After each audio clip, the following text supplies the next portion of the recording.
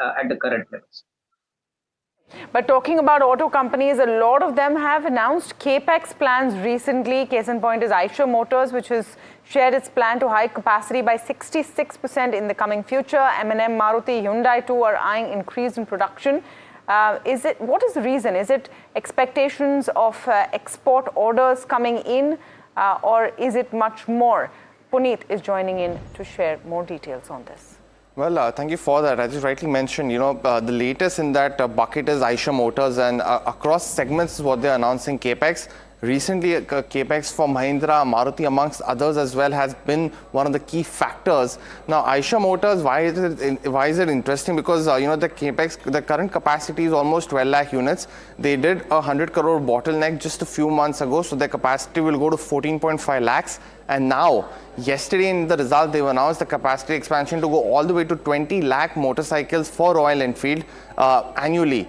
Now, this is almost a 66% increase to what their current capacity is, and all of this has happened in just 1 year.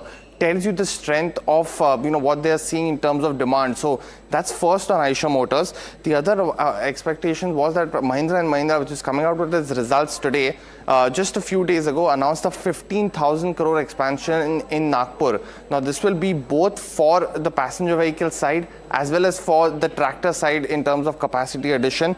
This is also the largest integrated facility that will come in Maharashtra in terms of auto manufacturing. And the strength is also visible for its peer Maruti Suzuki. Now, Maruti has been in India for the last 30 years. A capacity of almost 26 lakh vehicles is what Maruti has. That's almost 55 to 60% of India's automobile capacity in terms of cars specifically.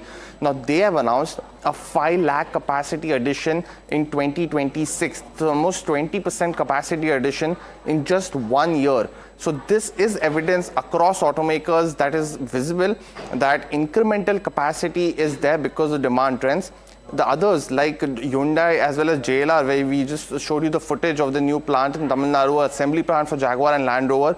You have Ather's plant coming in 2026, and the examples are multifold in terms of the automakers. Now, there are 4 key reasons why why the capacity increase now, and what does this infer essentially.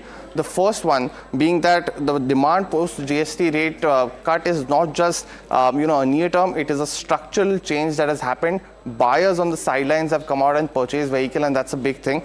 The second one is almost all automakers operating at 80% capacity utilization, and now see while the demand has come back to make that decision. Third key reason is also on exports. That is a meaningful part now for some automakers like Maruti, but not for the rest. And now it is expected to be so with the multitude of FTAs that we've done. And finally, the fourth key reason in terms of India's global competence increasing, not just as a cost player, but also as a technology player. So these are some of the reasons why the capacity increases are coming now. Shows you the structural strength in terms of valuations also, that it could go ahead further, and a lot more to watch out for.